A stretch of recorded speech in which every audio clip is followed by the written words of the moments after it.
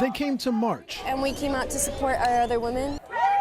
Not all for the same reason. For the rights of the immigrants. But together, What do we want? Them out! in unity, they marched. Tell me what democracy looks like! For my sister, I marched for women of color. For people in communities that have been made to feel that they are second-class citizens. Through the streets of downtown San Antonio. Reviews on the streets may have been a little mixed. I think it's crazy. It's awesome. But these men and women, little girls, and even dogs, well, they don't care about all that. They just want to be heard. All over the city. Organizers say this is a march for all issues facing women today. And just bringing them all together and giving that the platform and awareness that it desperately needs. And they hope it will inspire others to fight for change. Our goal for this march is not only to bring the message, but to push everybody to come out and vote this primaries and in this coming election. And even though their reasons for marching are different, their message is the same. Don't give up. This is what democracy looks like! Keep fighting for what you believe to be right. And for the ones who disagree, their hope is to at least be heard. The storm came in quick and it hit hard. As soon as we opened the door, that's when everything happened. My door flew open. Jesse Tagle says the only thing you could do was watch. You just seen a whole bunch of debris just going right in front of you. Jesse's apartment complex just off Flores in South San Antonio took a big hit. Downed trees, a few power lines, and plenty of debris scattered throughout. No one was hurt in this neighborhood. The homes here were left pretty much undamaged. But as you can see, it left a pretty big mess. And the thing about a mess like this is somebody's got to clean it up. That's where the people of this community became 1, 2, 3, let's go. The heroes. People had rakes and chainsaws. Cleaning up the damage Mother Nature left behind.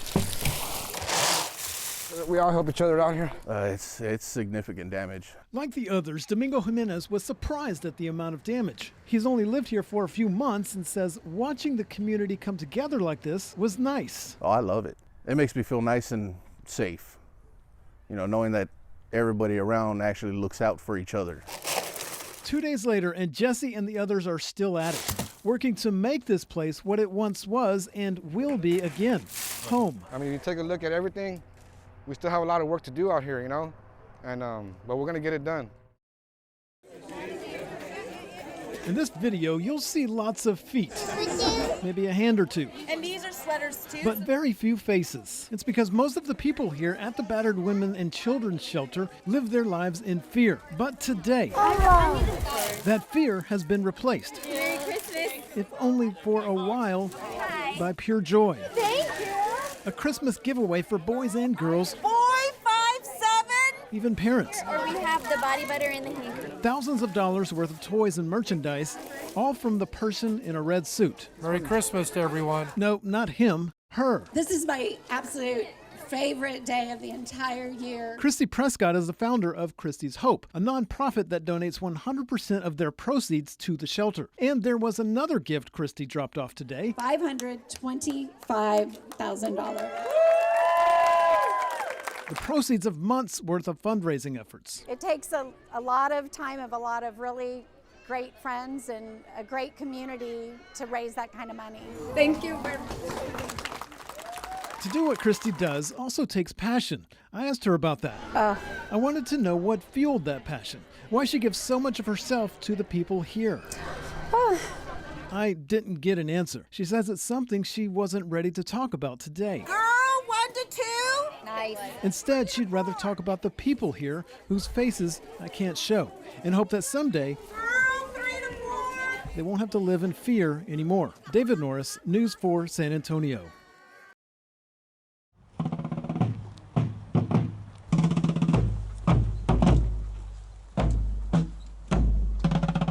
These freedoms have often come at a terribly high price. In Afghanistan, Sergeant First Class Javier Gutierrez carried a heavy weight. Special operations, particularly Army Special Operations Forces, are the most close to combat. Major General John Brennan says Gutierrez didn't carry that weight for himself. They're playing the away game, so we don't have to play the home game. It was his sacrifice for the country he loved. Giving of himself was what his life was all about. And for his country, he gave all. People here today at the Fort Sam Houston National Cemetery got that. Not a seat left empty. As Gutierrez's casket was gently carried in, showing him the respect he earned in life. And a send-off to the next one with dignity. Thank you for showing up to honor my son. Gutierrez died in combat in Afghanistan earlier this month. He loved life and everything about it, loved his family. Brennan can't change that, but he says he can make sure what was lost We do everything we can to honor our fallen. will never be forgotten. We almost died. March on, brave warrior. At Fort Sam National Cemetery ends your plight.